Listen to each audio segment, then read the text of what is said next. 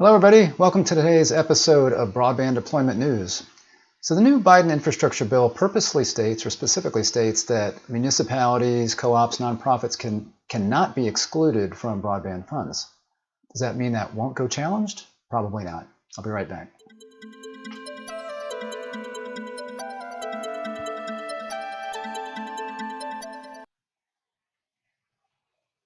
Hey, thanks for joining me. Rick Husey here at Zcorum, again with today's episode of Broadband Deployment News. So I just wanted to show a story today. This is something that you just need to be aware of, and just something that we've had to deal with in the broadband world that I think will continue even with the new rules that are in the Biden infrastructure plan. So what I'm talking about here specifically is in this story. This was in the Bangor, what is it? The Bangor News, something like that. So it's in Maine.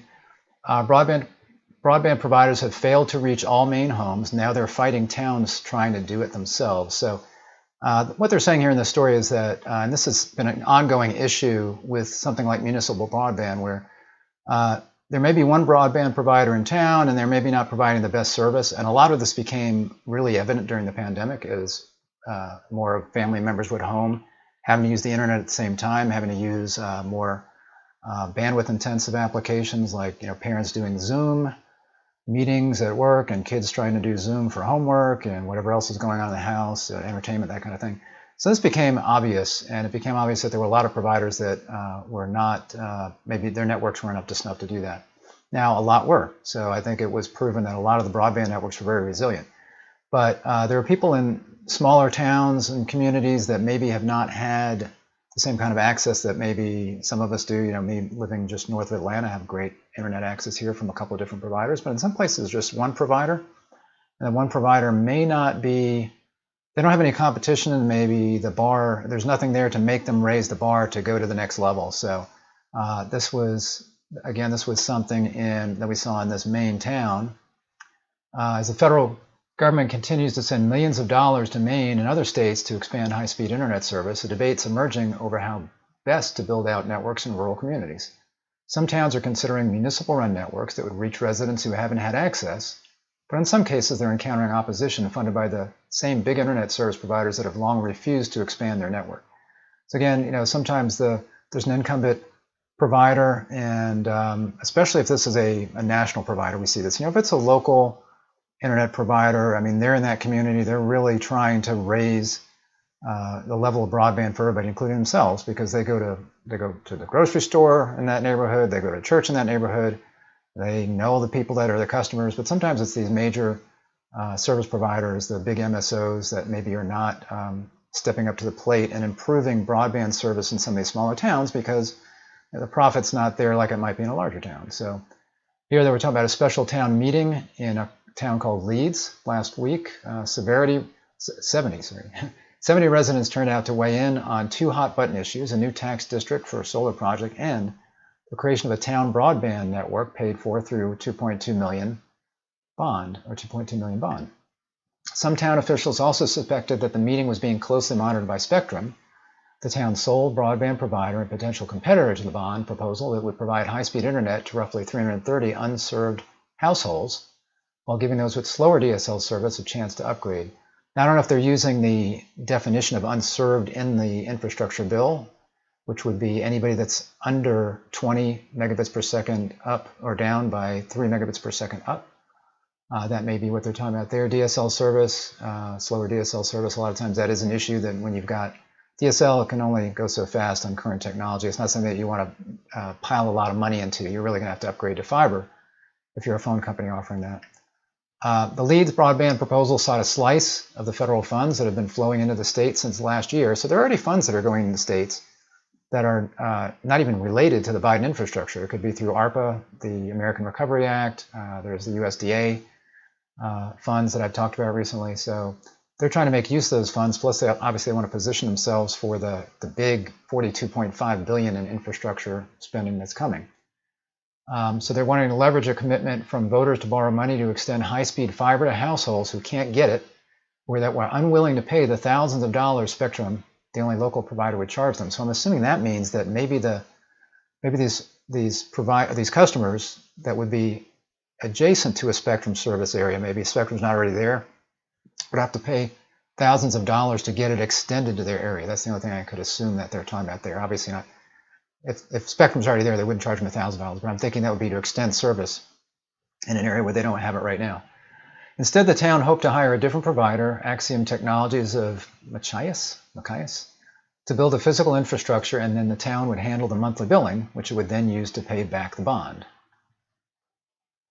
Maine Civic Action was the name on glossy pamphlets that many Leeds residents received a few days before the town meeting. So a few days before the meeting, residents are getting these what look like professionally designed glossy pamphlets in their mailbox, which one would not expect in a small town like this. It urged them to vote down the broadband proposal, framing it as a government-run boondoggle that would lead to higher taxes and questionable service. And this is a common challenge for municipal networks, is should governments really be running something? A lot of times we don't think they're the most efficient entity, but obviously if there's not a good provider in town and the government can do it, then it should be something that should be considered. So town officials suspected that the pamphlets were linked to the broadband provider Spectrum owned by Charter Communications. Maine Civic Action has also run Facebook ads and distributed pamphlets in the town of Hamden this fall, when residents there considered a $4.5 million bond to create their own broadband networks. That's another town in Maine. A statement from Charter's regional spokeswoman, Laura Pritchard, acknowledged that the company had provided funding to the Maine Policy Institute, the Portland-based conservative advocacy group that created Maine Civic Action. She framed its support as an example of Charter's long-term commitments to improving the communities it serves, which is kind of funny. They're trying to spin that in the best possible way, but really it's a lobbying. It looks like a lobbying organization, in this case lobbying consumers to reject this. Or not, and actually really not consumers so much. This is lobbying the local people here in this particular case that would be voting on this, but consumers as well. Maine Policy Institute spokesperson Jacob Posick says Maine Civic Action was created to fight municipal broadband proposals that overpromise and underdeliver. So there may be one or two that they're cherry picking here where maybe some broadband initiatives didn't work out, and that certainly can happen because again, it could be done right or it could be done wrong, and it's done all different kinds of ways. If you've got a muni network, you could try to build everything yourself. If you don't have the experience to do that, that might not work out well. In a lot of cases, some of these municipalities are doing public-private partnerships. It sounds like this is what they were trying to do with this other company. In some cases, the municipality hires the people they need to get it all figured out. In some cases, they're already doing fiber for certain things, so they have a good understanding. So there's varying levels of expertise that these munis would have. They say really primarily our concern is to make sure that taxpayers don't get a bad deal and to prevent government from stepping in and building a parallel network service to one that already exists. Well, that makes sense. If there's already a good network that's providing good broadband service, good customer service, then there's not maybe a reason to overbuild that, assuming that the pricing is reasonable, right? I mean, competition obviously helps drive down pricing and improve service, but so they're not wanting these funds to be wasted, and that's a good thing as well. But the real concern is that in a lot of these small towns, the broadband service is not good. It's more expensive than you'd find in other areas, and this is one way to alleviate that, is to get more competition in there, as well as being able to use some of these government funds to defray some of the costs. In some cases, the argument that municipalities should not create their own broadband network has been persuasive. Earlier this month, residents in Hamden did defeat that $4.5 million broadband bond after opponents, including people identifying as employees of private ISPs, argued against it during public information sessions. So there could have been some Charter Spectrum employees in there with arguing against it, or maybe some other service providers, but it sounds like there's just one in this area, or at least in the area we're talking about now. Another municipal broadband initiative in the town of China, I guess that's China, Maine, was also rejected by voters. Back at the Leeds town meeting, broadband committeeman Joe McLean tried to explain why the town's broadband proposal was necessary. He said, with phone company and the power company, they're required to get you service of last resort by the Public Utilities Commission. That doesn't exist with the internet.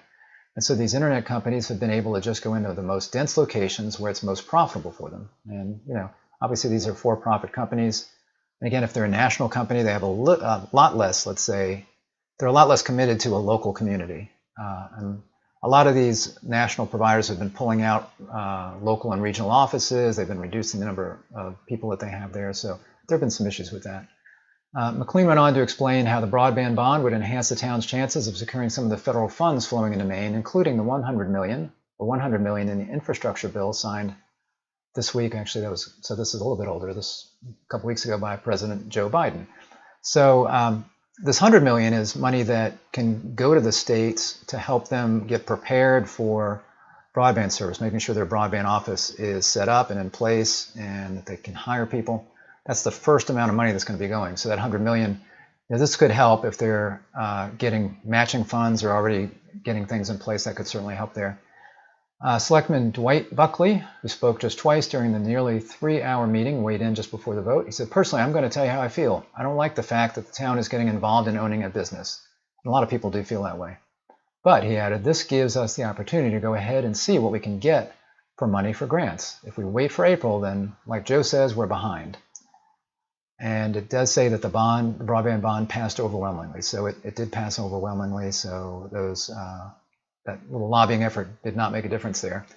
McLean said the vote is just one hurdle and that more opposition from Charter Communications may await. But he said if municipalities don't push for expanded broadband coverage, no one else will. So again, sometimes you have to have that competitor coming in or even the threat of that to get the incumbent to step up and do what's right. If we try to let these private companies continue on the path for the last several decades, we're destined for poor service. That would be true, I would think.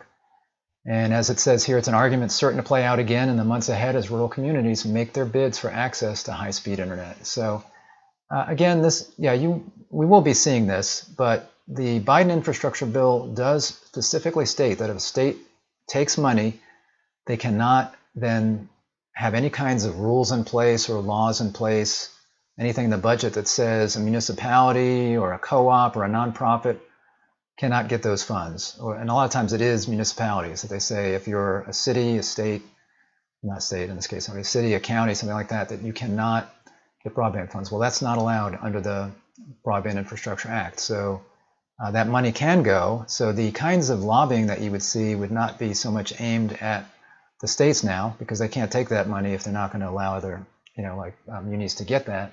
So it's going to be aimed at maybe in this case, like it's being aimed at consumers, getting those pamphlets in the mail, just any way that they can to try to make it sound like this would be a bad idea. So that's just something to keep in mind.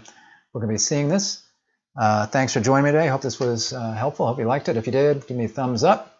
And go ahead and subscribe to our channel if you're not subscribed. And if you need any help with broadband services or have any questions, feel free to reach out to us. You see our email address and our phone number right there. Thanks again, and I will see you next time. Bye-bye.